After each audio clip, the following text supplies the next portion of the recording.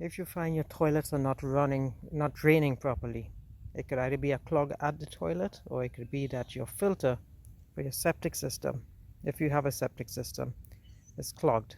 So this one was pretty clogged up.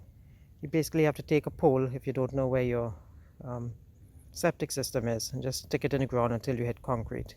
And then you dig until you see this cover plate, and you raise it up with a pipe, and then this filter is inside this pipe. You take it out with a glove and you wash it out. Right? You wash it this way, you turn it around, wash it this way, you flip it upside down and you wash it the other way.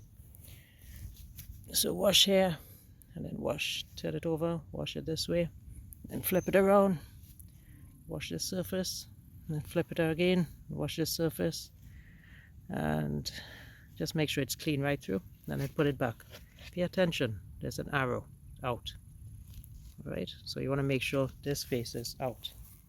So when you put it in, make sure it faces out. Push it in until it doesn't go anymore, and then you're done. Put the cover back on, put the dirt back, and that's it for another year or so.